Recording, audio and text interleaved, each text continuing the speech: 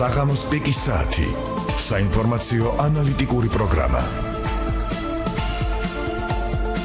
დავით პაიჭაძესთან ერთად. მოგესალმებით თქვენს პიკის საათს სტუდიაშია დავით პაიჭაძე. მოგესალმებით გუშინ შეერთებული შტატების ეროვნულ დემოკრატიულმა ინსტიტუტმა გამოაქვეყნა საზოგადოებრივი განწყობების კვლევა, რომელიც მიზნად ისახავდა საზოგადოების წევრთა მიმართებათა დადგენას ძირითადი ეროვნული საკითხებისადმი, ასევე მათი წუხილების თუ საფიქრალების გამოვლენას ახამსთობით კვლევაში არ წერია, მაგრამ ეს ჩანს, როცა კვლევას ეცნობი და ჩვენ დღეს სწორედ ამ კვლევას მიმოვიხილავთ ჩვენს გადაცემაში. ჩვენთან სტუმრად არიან ლორა თორინტონი, ეროვნულ დემოკრატიული ინსტიტუტის წარმომადგენელი საქართველოს და ხელმძღვანელი და დავით სიჭინავა, კავკასიის კვლევითი რესურსების ცენტრი. ეს არის ორგანიზაცია, რომელიც განახორციელა კვლევა. გამარჯობა, მოგესალმებით, მადლობა რომ მოგზაურობთ ჩვენთან. თქვენ უსმენთ პიკის საათს. რას უსმენ პიკის საათს? რაზეა, რაც შეიძლება გაინტერესებდეს და რა იციან რა მაინტერესებს? დაურეკე და უთხარი 240 91 57. საღამოს პიკის საათი. საინფორმაციო ანალიტიკური პროგრამა საზოგადოებრივ რადიოში. 240 91 57. თქვენ უსმენთ პიკის საათს. დავიწყოთ პიკის საათი, ჩვენი ნომრებია 240 919 240 922 რადიო 1 ეს ჩვენი ინტერნეტი მისამართია, ხოლო FM 104 ჩვენი სიხშირის მოდულაციის დიაპაზონზე ჩვეულებრივ რადიო მიმღებებში. კიდევ ერთხელ ჩვენი ნომრები 240 919 240 922. ჩვენი სტუმრები არიან ლორა თორინტონი, დავით სიჭინავა. ჩემს და თქვენს კომუნიკაციას სტუმართან უზრუნველყოფს განცანადირაძე, მას მადლობა წინასწარ ამ საქმისთვის. მოვიდა ჩვენ ლაპარაკობთ NDI-ის კვლევაზე, შეერთებული შტატების ეროვნულ დემოკრატიული ინსტიტუტის კვლევაზე, რომელიც მიზნად ისახავდა მოქალაქეთა განწყობების და მიმართებების გამოვლენას ძირითადი ეროვნული საკითხებისადმი. ეს კვლევა გამოქვეყნდა გუშინ, საზოგადოებას წარუდგინეს გუშინ და მის რამდენიმე მონაცემზე გვინდა შევაჩეროთ თქვენი ყურადღება და ვიმსჯელოთ მასზე. დასწრისთვის მინდა დავსვა ასეთი კითხვა, ყველაზე მკვეთრად რა საკითხების მიმართ არის დინამიკა თვალსაჩინო?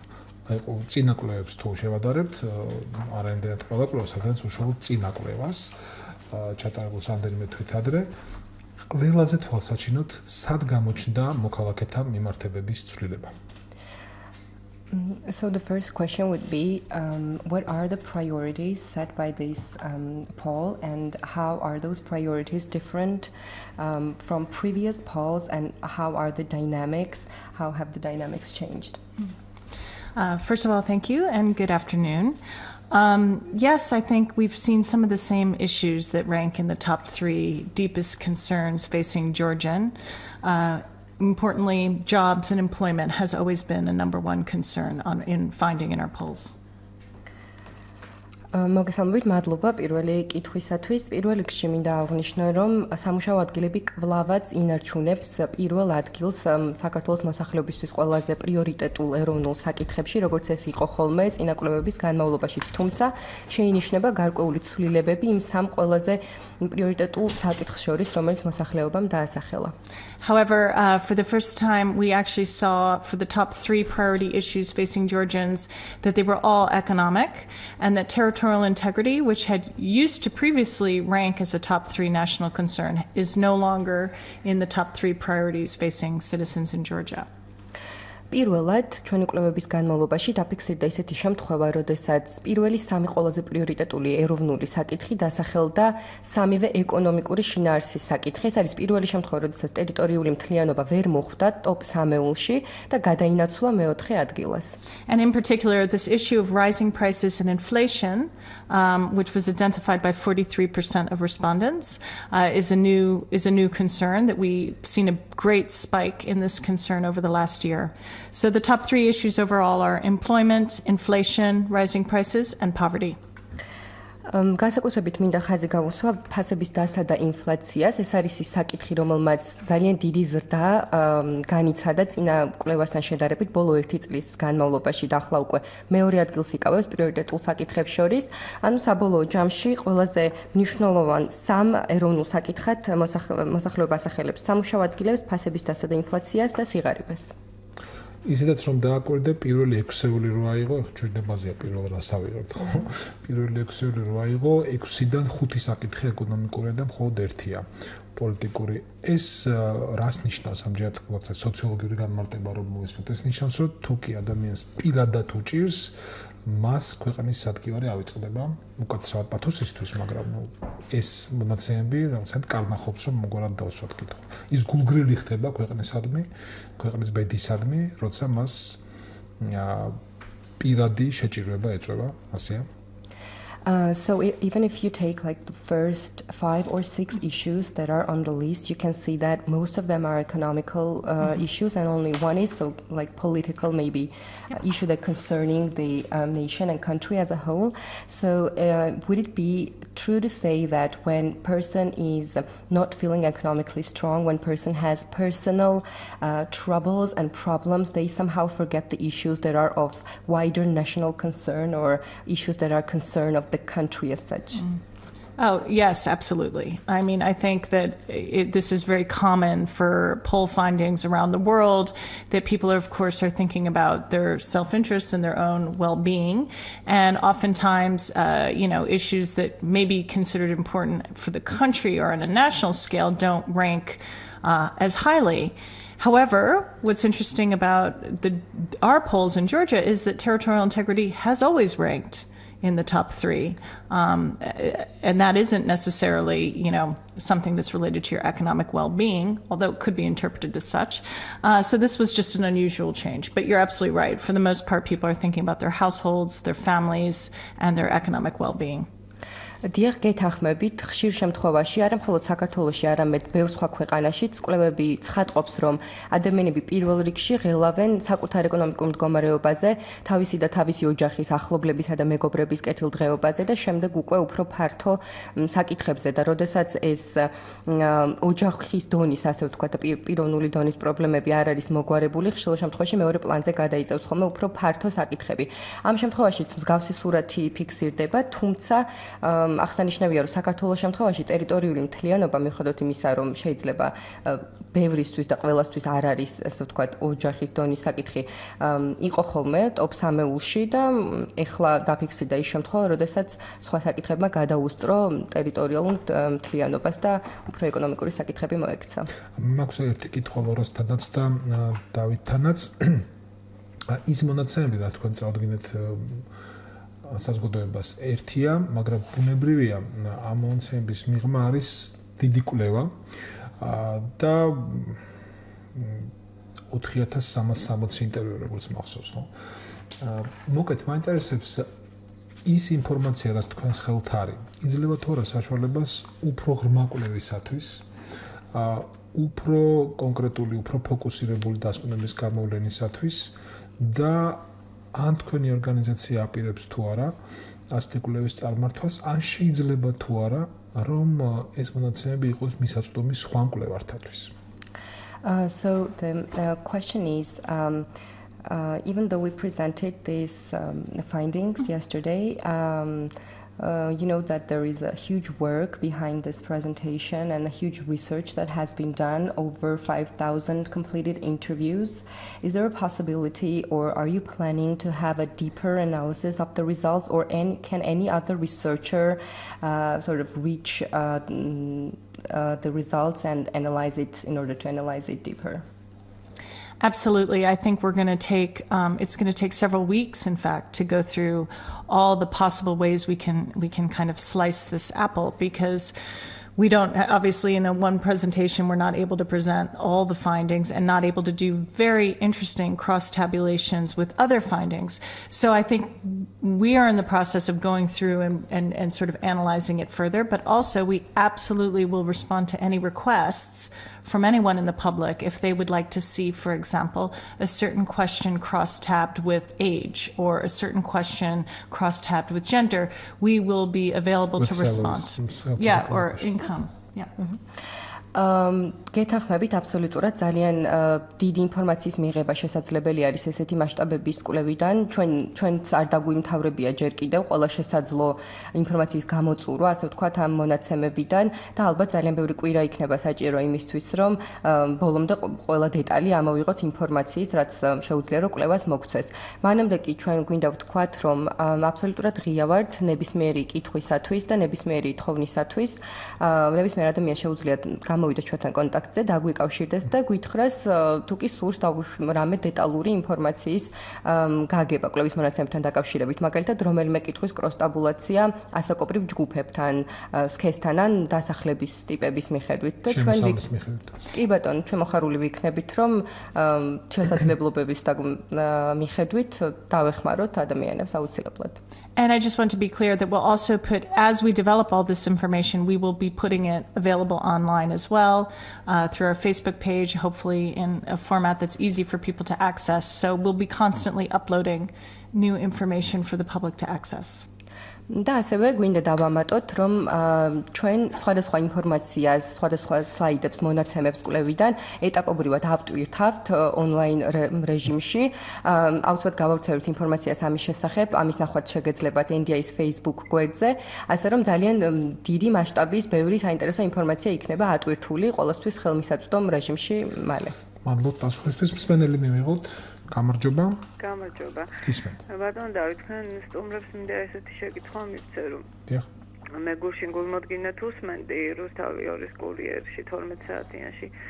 ქალბატონმა ბრძანა, რომ ესე იგი ხა ეს შედეგები იქნებაო მესიჯი იმისთვის, რომ აი ვის საქართველოს მთავრობამ და ვისაც ეს შეუძლია ამაზე ანუ სოციალური საკითხების გამოსწორებაზე იზრუნოს. აი ესე თქვა და იცით რა არის მე მაინც მინდა ვკითხო რომ თქვა წინა წლებში როცა პრიორიტეტი იყო ტერიტორიული მთლიანობა ეს საქართველოს მთავრობა და ის ვისაც შეუძლია ვის გულისხმობს ჯერ ერთი მაინტერესებს კიდე ვის ხელისუფლება ეს მაინტერესებს მისი אז ვიცოდე მინდა ხო ჩემ სახელმწიფოში საქართველოს მთავრობის გარდა კიდევ ვის ხელისუფლება ვთქვათ იმავე სიღარიბაზე ზრუნვა და ასევე ტერიტორიული მთლიანობის აღდგენისთვის რახანის ადრეს ხო იყო პრობლემა რა მე ისა რა ქვია ეხლა ვის ხელისუფლება საქართველოს მთავრობის გარდა და რამე თუ გააკეთეს შაშა როდესაც ეს პირველ ადგილზე იყო და მეორედ მაინტერესებს ეს შეკითხვები იმიტომ რომ მე ძალიან დიდი ეჭვი მაქვს რომ ამან მართლა პირველ სამეულიდან გადაინაცვლა მეოთხე ადგილზე და მინდა რომ ვნახო ეს შეკითხვები გააჩნია როგორ არის შედგენილი ძალიან კარგი გასაგებია გთხოვთ თარგმნოთ So the question was I have seen the press conference and I know that you addressed journalists saying that this is a powerful message for the stakeholders to take an action regarding the issues. And the question was about territorial integrity. So who is responsible? Who are those stakeholders? Have they done anything in the previous year to make the territorial integrity fall down in intensity? And also I would like to know about the questions. How are they formulated and asked? Thank you for your question. It's impossible for us to really tell why territorial integrity, whether it became less of an important issue or perhaps that economic issues became more important relative to one another. It's really difficult for us to figure out what's at play here other than just how the priorities end up ranking. მადლობა კითხვისთვის პირველ რიგში. რაც შეეხება ტერიტორიულ მთლიანობას და იმ ფაქტს, რომ ის აღარ არის ტოპ 3-ში ყველაზე მნიშვნელოვანი საკითხების, ძნელი არის იმსჯელო თუ რატომ მოხდა ეს. მოხდა იმიტომ, რომ მოსახლეობა აღიქვავს როგორც ნაკლებად პრობლემატურ და მტკივნეულ საკითხს თუ უბრალოდ იმიტომ ჩამოცოცდა ასე ვთქვათ სიაში ქვემოთ, რომ სხვა საკითხებმა ინტენსიურობით გადაუსწრო ტერიტორიულ მთლიანობას. ამის ხმა ფაქტობრივად შეუძლებელი არის. I mean, certainly we would never suggest that territorial integrity is no longer important. We're just simply saying that the public perception of the top 3 priorities has shifted slightly. რა თქმა უნდა, ჩვენ არასოდეს არ ვიტყვით და არც ვამბობთ იმას, რომ ტერიტორიული მთლიანობა აღარ არის პრობლემატური საკითხი და არ არის მტკივნეული საკითხი მოსახლეობისთვის. უბრალოდ კვლევის მიხედვით ჩანს, რომ ის პირველი სამეული, რომელიც ყველაზე ხშირად დასახელდა მნიშვნელოვან საკითხებს შორის, აღარ მოიცავს ტერიტორიულ მთლიანობას. And with regard to stakeholders, I mean, we're really referencing anyone who's in not just people in decision-making roles, but those who influence decision makers. For example, political parties, civil society organizations, and even the general public. We believe these results are useful to a wide spectrum of society. როდესაც ჩვენ ვამბობთ, რომ შესაბამისმა პირებმა ჯგუფებმა მიიღონ ზომები საკითხებთან მიმართებაში, ჩვენ გულისხმობთ არა მხოლოდ ხელისუფლებას და არა მხოლოდ პოლიტიკოსებს, ჩვენ გულისხმობთ იმ ადამიანებს, ვისაც აქვთ გადაწყვეტილების მიღების შესაძლებლობა, ასევე იმ ადამიანებს, ვისაც აქვთ უნარი, რომ მოახდინონ გავლენა ამ გადაწყვეტილებაზე, მათ შორის მოქალაქეებსაც, მათ შორის NGO-ებს, არასამთავრობო ორგანიზაციებს, სამოქალაქო საზოგადოების წარმომადგენლებს, ყველას, ვისაც შეუძლია გარკვეული წვლილი შეიტანოს ქვეყანაში პროცესების წარმართვაში. And certainly with issues related to foreign affairs, it goes beyond stakeholders in Georgia. We share these results with embassies because it might affect their decision making with regard to this region, with regard to Georgia.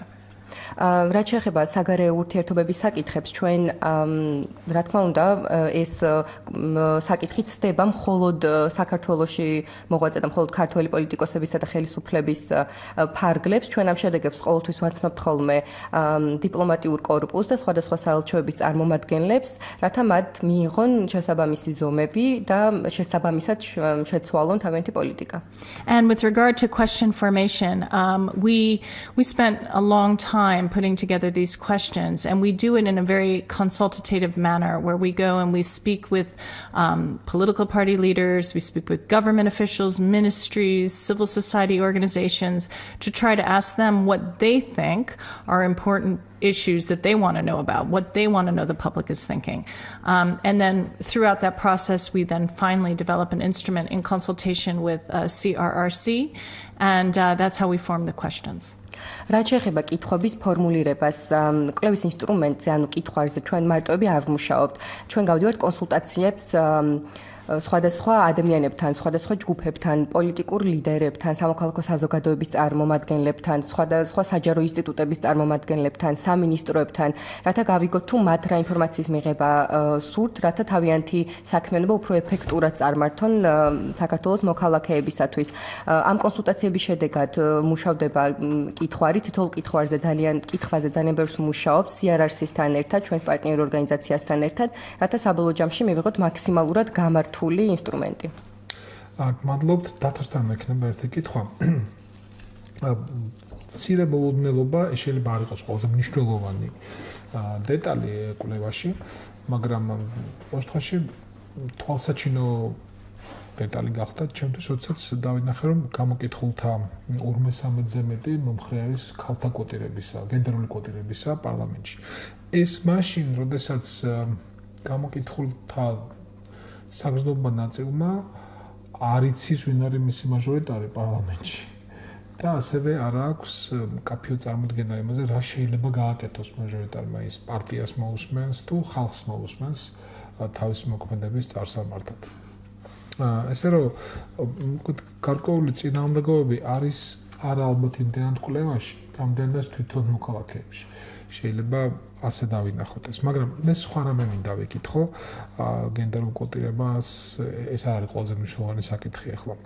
დათო, თუ შეგიძლიათ იმსჯელოთ ქართული მედიის მიერ აქტუალიზებული რომელი საკითხი აღმოჩნდა უფრო მაღლა ეროვნულ საკითხების ჩამონათვალში, უფრო ზემოთ, ვიდრე ეს ადრე ხდებოდა. თვითონ მედიის საკითხი სრულად არა აქტუალურია, როგორც ხედავ, ეს არ მიაჩნიათ. მედიის დამოუკიდებლობა მთავარ ეროვნულ საკითხად საერთოდ ნული აქვს მინიჭებული. ასევე უმცირესობის უფლებებსაც სამწუხაროდ. მოდი პირველ რიგში რაც ვთქვათ, რომ ანუ რთულია იმჯელო რაოდენობრივი თვალსაზრისით, თქო, რამდენად არის აქტუალიზებული, ან არ არის აქტუალიზებული ესა თუ ის საკითხი მედიაში. Იმიტომ რომ ამას ჭირდება საერთოდ ცალკე კვლევა, ეგრეთ წოდებული მედიის მონიტორინგი, რომლის მიხედვითაც თქვა ხდება რაღაცები, ანუ თქვა იმ კონკრეტული საკითხების მიხედვით თქვა დათვლა თუ რა დრო დაეთმო ამა თუ იმ საკითხს და რაც შეეხება პირდაპირ კავშირის გავლება, ანუ თქვა რაღაც კორელაციური კავშირის გავლება ერთ საკითხს შორის, რომელიც არის თქვა, რომელიც დაკავშირებული, რომელიც ჩვენ კონკრეტული კითხვარით არ იზომება, მეორე საკითხი, რომელიც კონკრეტული საკითხით აი ამით იზომება, ალბათ შეუძლებელია, თუმცა ამ შემთხვევაში ანუ ეს არის უფრო ასე ვთქვათ ექსპერტების, ან ვთქვათ პოლიტიკის მეცნიერების, ან ვთქვათ მედიის ექსპერტების საკითხი, რათან მათ ასე ვთქვათ ჩამოყალიბო რაღაცა ჰიპოთეზა და თქვა რომ მართლა ეს საკითხი, ეს მართლა ვთქვათ მედიის გამო იყო კონკრეტულად დაფარული და ვთქვათ იმიტომ მოხდა. თუმცა კონკრეტულად აი ამ კვლევის ინსტრუმენტით და აი ამ გამოკითხვების გავსე რაღაცის გაზომა შეუძლებელია. ეს უბრალოდ გვიჩვენებს იმას, რაც რესპონდენტებმა თქვეს კონკრეტული ინტერვიუის დროს და ანუ პირდაპირ კავშირის გავლება აი ამ კონკრეტული კითხვარიდან ასე ვთქვათ კორელაციის დათვლა, შეფასება მედიის მიერ ამ კონკრეტული საკითხის გაშუქებასთან და იმასთან თუ რა თქვეს ადამიანებმა ყველაზე მნიშვნელოვნად ცოტა რთულია, ალბათ მე ასე ვიტყოდი. თქვენ ხომ არ დასწრებით რამეს? Would you like to add something? კარგი. არის კიდევ ერთი შეხედვით წინააღმდეგობრივი ბალანსები, კერძოდ ის რომ მაგალითად ნატოში გაწევრიანება ყველაზე მნიშვნელოვანი ეროვნულ საკითხთა შორის მიჩნეული აქვს გამოკითხულთა 5%, ხო? ეს პროცენტებია. კი. რაც ჩვენ წინაშია. და ამავე დროს ნატოში გაწევრიანების მომხრე არის 65%.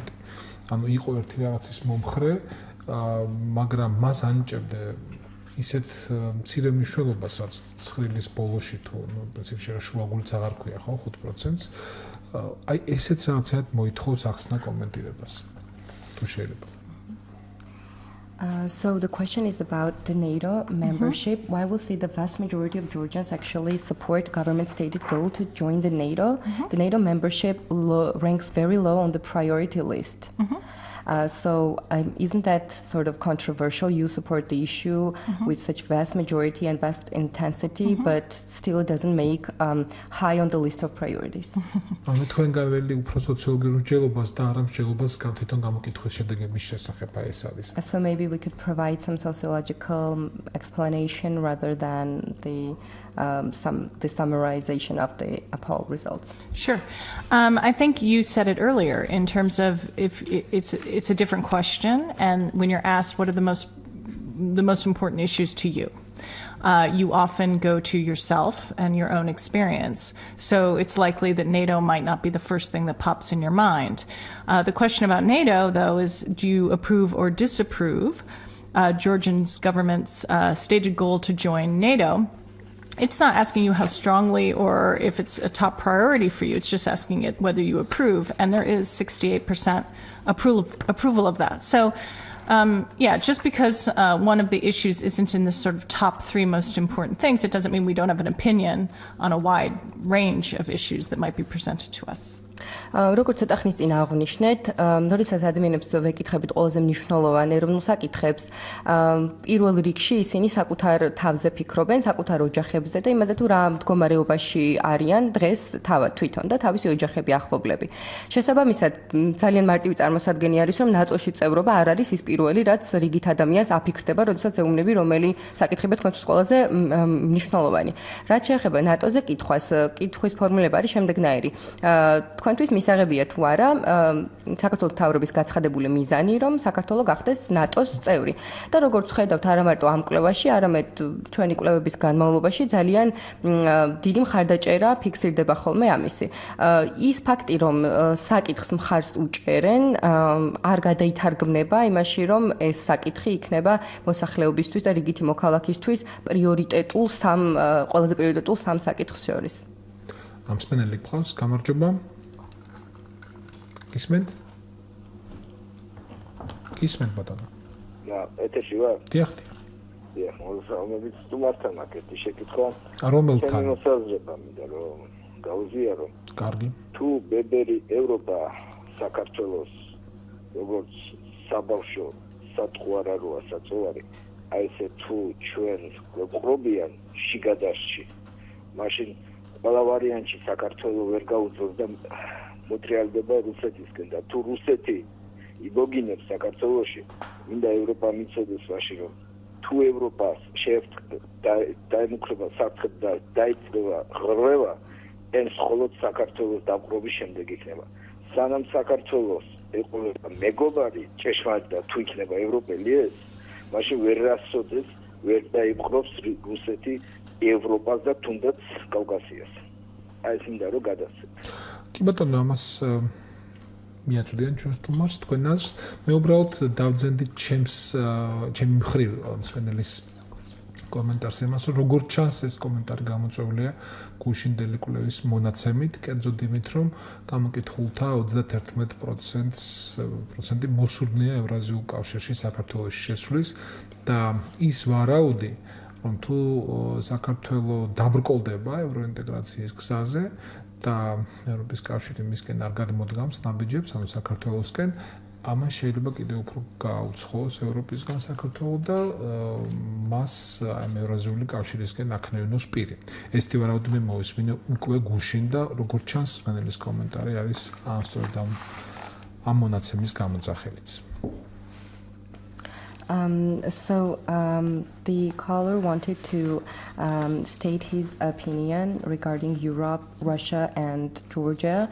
And this comment was supposedly determined by the 31% support for Georgia possibly joining the Eurasian Union, and there had been some opinions shared around regarding the Europe, Georgia, and Russia. So if Europe and Eurasian Union, so if Europe does not step towards Georgia and help Georgia on its way to integrating in Euro-Atlantic institutions, Georgia might deeper its support, Georgian citizens might deeper its support towards Russian Federation.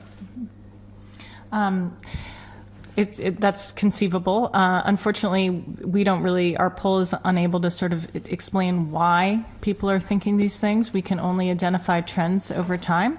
I certainly think that the data is interesting with regard to EU Atlantic integration and issues with Russia. While we still see a lot of support, I think actually what's interesting is the questions in our poll related to how Georgia will benefit from more Euro-Atlantic integration. And while 49% say yes, absolutely, Georgia will benefit from this, 26% say, no, I'm not sure about those benefits. So I think I can't interpret why that's happening, but I can certainly say that's a message to a lot of different people, a lot of different stakeholders that we, the Europeans and the Americans need to do a better job of explaining the benefits. The Georgian government needs to do a better job of explaining the benefits. I mean, I think it does send a message that we need to all be working harder to explain why Euro-Atlantic integration is of value to Georgia. სამწუხაროდ ჩვენი კვლევის ფარგლებში ფაქტობრივად შეუძლებელი იმაზე მსჯელობა თუ რატომ ფიქრობენ ადამიანები ერთ მოსაზრებას ან მეორეს, ჩვენ მხოლოდ შეგვიძლია დავაფიქსიროთ ტრენდები დროის განმავლობაში და აღწეროთ ტრენდები. თუმცა ჩემთვის საინტერესო არის ის კითხვა, სადაც ერთმანეთს ვადარებთ ევროატლანტიკური ინტეგრაციასა და ევრაზიის კავშირში, მოწოდოთ რუსეთთან ურთიერთობების დათბობის სანაცვლოდ ევროატლანტიკურ კავშირში გაწევნებაზე უარის თქმას. აქ არის საუბარი იმაზე, თუ საქართველო მეტ სარგებელს რომელი პოლიტიკიდან მიიღებს. 59% მოსახლეობისა ფიქრობს, რომ ევროატლანტიკური კურსის გაგრძელებით საქართველო უფრო მეტ სარგებელს მიიღებს, მაშინ როდესაც 26% ფიქრობს, რომ ბევრად უფრო სარგებლიანი ქვეყნისთვის იქნება ევროატლანტიკური ინტეგრაციის დათმობა რუსეთთან უფრო დაალაგებული ურთიერთობების სანაცვლოდ. ეს 25 დანარჩენი 25 აცხადებს, რომ ან არც ერთ სარეთ ახმება, ან არ იცის. ეს 26% საკმაოდ დამაფიქრებელი არის. მე ვიტყოდი, რომ 26%-ის გამო ზუსტად და ისედაც საჭირო არის, რომ ხელისუფლებამ, საერთაშორისო საზოგადოებამ, სამოქალაქო საზოგადოებამ იზრუნოს იმაზე, რომ საქართველოს მოსახლეობას უფრო კარგად, უფრო სიღრმისეულად აუხსნას, თუ რა ბენეფიტები შესაძლებელია ქონდეს საქართველოს ევროატლანტიკურ ინტეგრაციას და რომ ევროატლანტიკური ინტეგრაცია რატომ წარმოადგენს ღირებულებას საქართველოსთვის. კარგი, დიდი მადლობა. თუ ვწდები ჩვენი სტუმრები აპირებენ უკვე დატოვონ სტუდია, როგორც ვიცი, სტუმრების ნაწილი და სტუდიაში დარჩებით მე და ბატონი დავით სიჭინავა. მადლობა ქალბატონ ლორა თორინტონს ჩვენთან სტუმრობისთვის. და გვანცანადირაძეს მასთან მსმენელისა და ჩვენი კომუნიკაციის გაადვილებისთვის. Thank you so much. დიდი მადლობა. მადლობთ ჩვენ ვაგრძელებთ გადაცემას ჩვეულებრივ ბატონ დავითთან საუბრით. 2409222 ჩვენ ტელეფონის ნომრებია. თქვენ უსმენთ პიკის საათს FM 102-სა და 4-ზე რადიო 1.0 ეს ჩვენი ინტერნეტ მისამართი გახლავთ.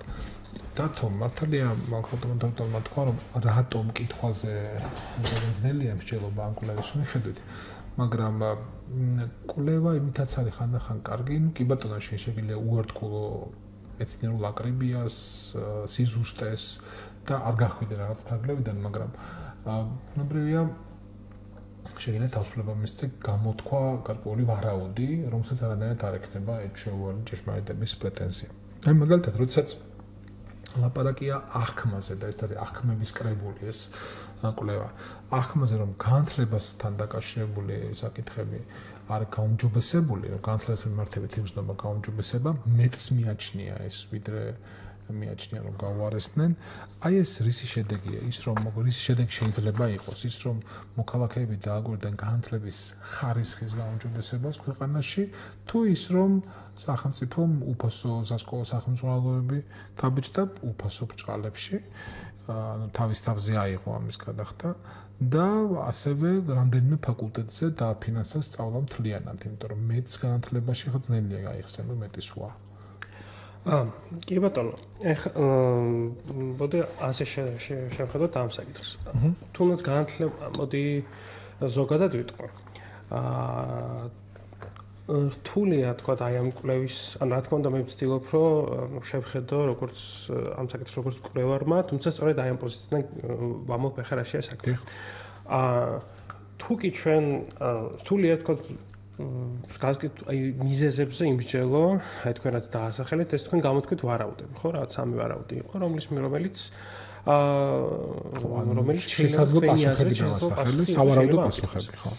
თავად ჩვენი კვლევის ინსტრუმენტის მიხედვით, აი ამ კითხვის მიხედვით, ჩვენ ასე ვთქვათ, არ ჩავღრმავებივართ იმ მიზეზებს, ვთქვათ, კონკრეტულად რატომ მოიმატა, უბრალოდ რატომ დაასახელა საკმაოდ ბევრმა ადამიანმა ის, რომ განათლების მხრივ, განათლების საკითხში მდგომარეობა გაუმჯობესდა. რა თქმა უნდა, ჩვენ შეგვიძლია, ასე ვთქვათ, სამწუხაროდ ეს კითხვარი, ამ კითხვაში რახან არ გვაქვს სხვა, ასე ვთქვათ, თანამდები კითხვები, რომლებიც ჩაუღრმავდებოდა, ვთქვათ, იმ საკითხს, თუ რის გამო თქვენი აზრით რის გამო გაუმჯობესდა, ვთქვათ, განათლების მდგომარეობა.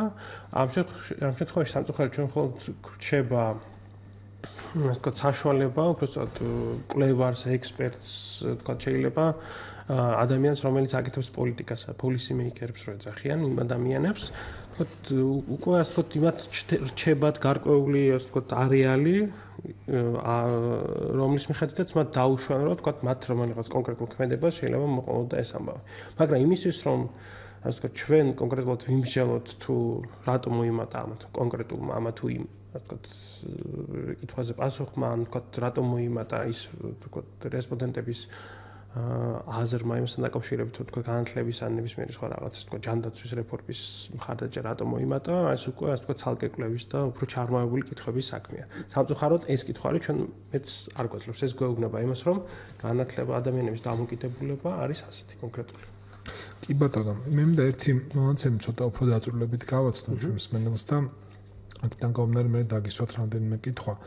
ხა სიტყვა სიურპრიზი იხმარო, ეს არ იქნება ზუსტი და სწორი სიტყვა იმ ემოციის გამოსახატად, რაც ამ მონაცემის გაცნობისას დამეუფლა. კითხვა ასეთია, გასულ თვეში თქვენი ოჯახის ფულად შემოსავალზე თუ ვისაუბრებთ, რომელ ჯგუფს მიეკუთვნება თქვენი ოჯახის შემოსავალი.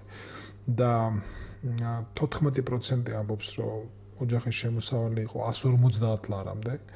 19% ამბობს, რომ 151-დან 260 ლარამდე, ყველაზე მეტი 24% ამბობს, რომ 261-დან 400 ლარამდე. და შემდეგ მცირდება, ანუ 400 ლარიდან 800 ლარამდე 19%, 800 ლარიდან 1200 ლარამდე 7%, 1200-დან 1600 ლარამდე 3% და 1600 ლარზე მეტი აქვს 2%-ს მხოლოდ გამოკითხულების. ჩვენ ვიცით, რომ შეიძლება გენერალიზაცია, ხო, ამ მონაცემების და რა გამოდის, რომ 1600 ლარზე მეტი ოჯახური შემოსავალი საქართველოში შეიძლება არ ქონდეს ოჯახების 2%-ზე მეც? აი მიმდინარე მომენტში ასეა? მოდი ორ რაღაცა ეს წარმოუდგენელი სიღატაკის სურათია. მოდი ნახოთ თავად ეს კითხვა რას გვიჩვენებს. ეს გვიჩვენებს ნებისმიერ შემოსავალზე კითხვა გვიჩვენებს იმას, თუ როგორია კონკრეტული ადამიანის აღქმა, ანუ თავად როგორ აღიქვამს, ეს არ არის ასე ვთქვათ. კონკრეტულად, ასე ვთქვათ, დათვლილი, შეკრებილი ზუსტი შემოსავალი. ეს არის ის, რამდენიც ასე ვთქვათ ადამიანმა თქვა დაასახელა. რაც შეეხება შემოსავლის კითხვაზე, მარტო ეს მეორე საკითხი ახლა რა ხდება? ანუ როდესაც საუბარია შემოსავალზე, ეს ნებისმიერ სახელმწიფო რაოდენობრივი კვლევის მეთოდების სახელმწიფოში შეიძლება წავიკითხოთ.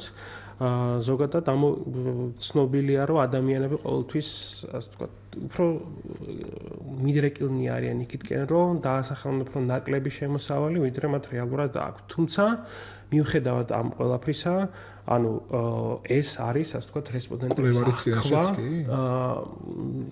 ნუ არის ასეთ მსგავსი სიტუაციას. თუმცა, ნებისმიერ შემთხვევაში ეს გვიჩვენებს ადამიანების თვით აღქმას, ეს არ ზომავს, ასე ვთქვათ, ეს არ იხედება, ასე ვთქვათ, რესპონდენტის ჯიბეში ან საფულეში და არ უთვლის, ასე ვთქვათ, ზედმიწევნით თუ კონკრეტულად რა დახარჯა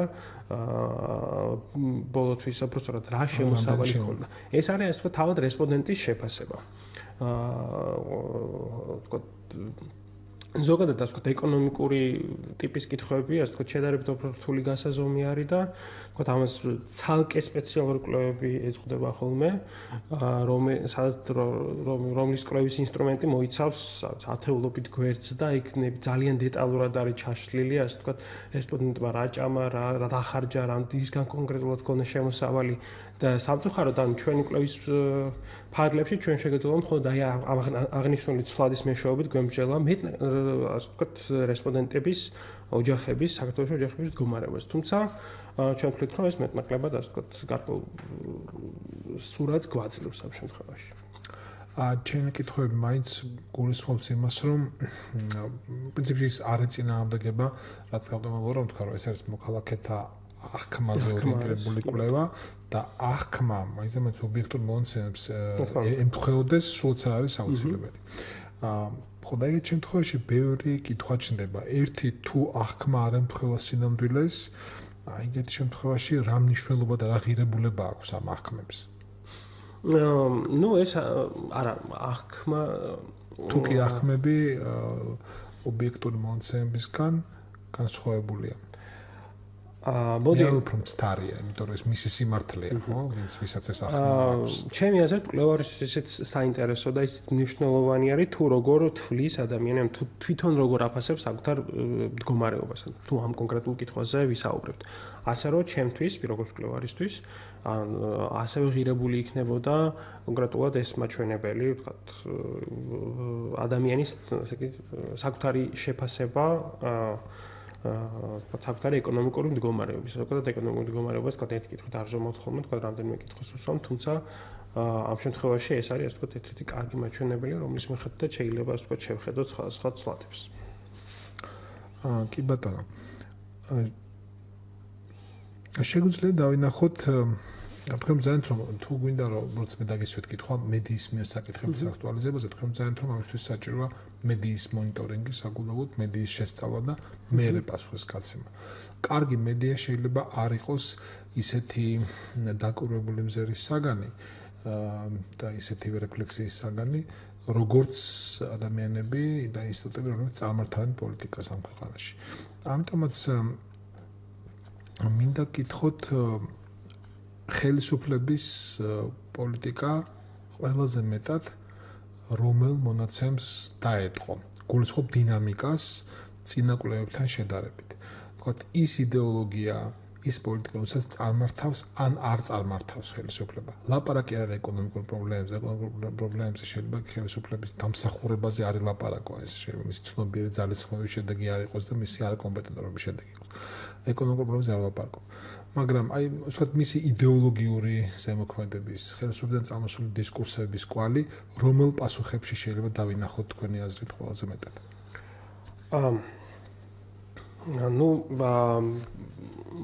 პირველ რიგში იმას ვიტყვი, რომ აღნიშნული კვლევის მთავარი მიზანი არის ის, რომ გაზომოს თუ კითხვა გასცეს შეისწავლოს ეს ბევრი საკითხი, რომელიც შეეხება ასე ვთქვათ საჯარო პოლიტიკას და ასე ვთქვათ მისცეს მიმართულება, ან მისცეს გზა დისკუსიას, ან მისცეს რჩევა, ასე ვთქვათ, თითოეულ არა მარტო სხვადასხვა პირებს, ან სხვადასხვა ჯგუფებს, ინტერესთა ჯგუფებს, თუნდაც იგივე სახელმწიფოს ამა თუ იმ პოლიტიკასთან დაკავშირებით.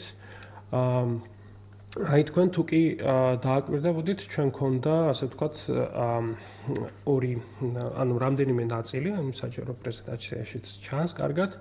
ერთი შეეხებოდა, ასე ვთქვათ, ეს იყო შეეხებოდა ჯანდაცვის რეფორმას და იქ თუ კი კარგად დავაკვირდებით, ანუ მოსახლეობის თითქმის ნახევარზე მეტს, ვთქვათ, პოზიტიურად მიიჩნია, კი. ანუ ნახევარზე მეტს უსარგებლია, ვთქვათ, ჯანდაცვის მომსახურებით და ასევე საკმაოდ მნიშვნელოვანი ნაწილის ძალიან პოზიტიურად აფასებდა ვთქვათ, აი ამ კონკრეტულ საავადმყოფო დაზღვევის პოლიტიკას.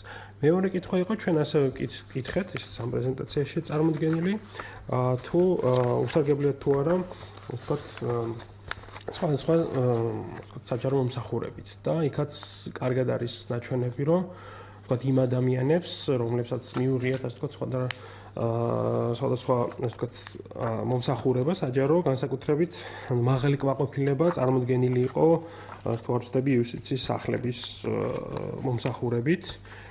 უბრალოდ 112-ის მომსახურება იყო თუ არ ვცდები და შემდეგ მოდიოდა იუსტიციის სახლი.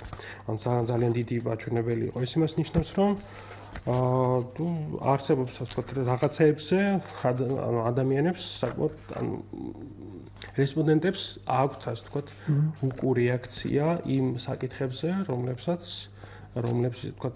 ყურადღება ექცევა, ანუ ყურადღებას ექცევას არ ვთქვათ, რომლებიც მიმდინარეობს ზოგადად ქვეყანაში. ეს სწორედ კვლევებიც ამისთვის ტარდება, რათა ჩვენ გავიგოთ თუ როგორია ასე ვთქვათ რეაქცია კონკრეტულ საკითხებზე. როცა შეხედავ ყველაზე მნიშვნელოვან საკითხებს და აი სკალას ქვემოდან ამოაყოლებს ეს დაინახავ, რომ უმცირესობათა უფლებებს, მედიის დამოუკიდებლობას, ციხეებს და პატიმრებს ნული აქვს ეს გამოდის, რომ იმდენად უმნიშვნელო რაოდენობის რესპონდენტებმა დაასახელეს, ან საერთოდ დაასახელეს, რომ მათი აქტუალობა, მათი მნიშვნელობა არის ნულის ტოლი.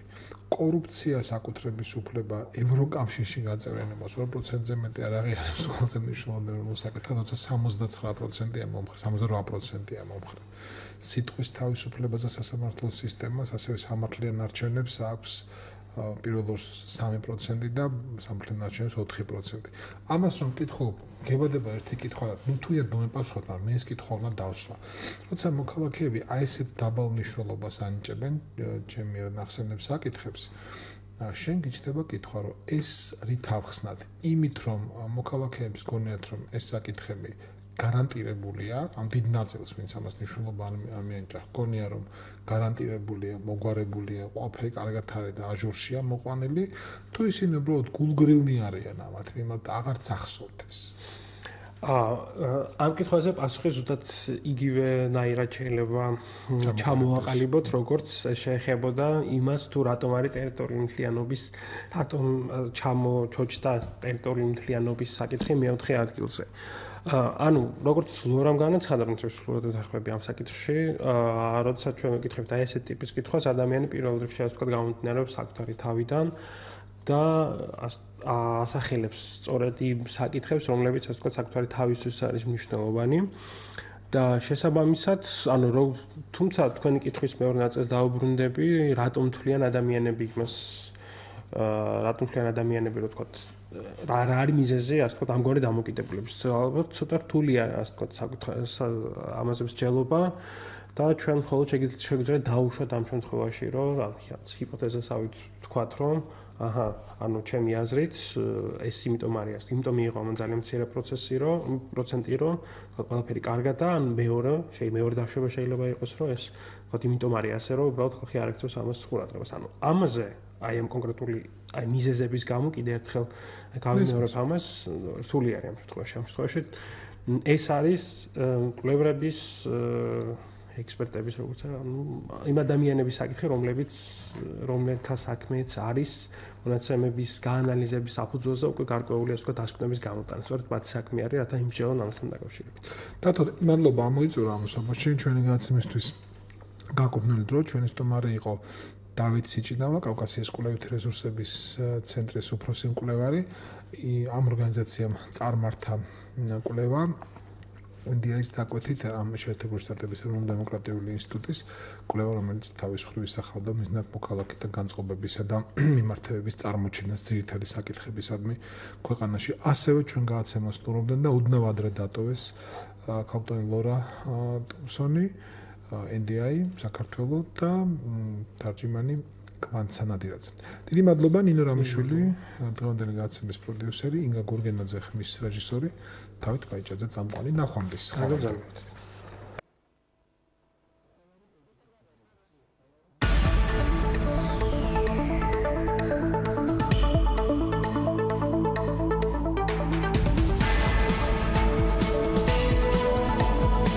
საღამოს პიკის საათი. საინფორმაციო ანალიტიკური პროგრამა. დავით პაიჭაძესთან ერთად.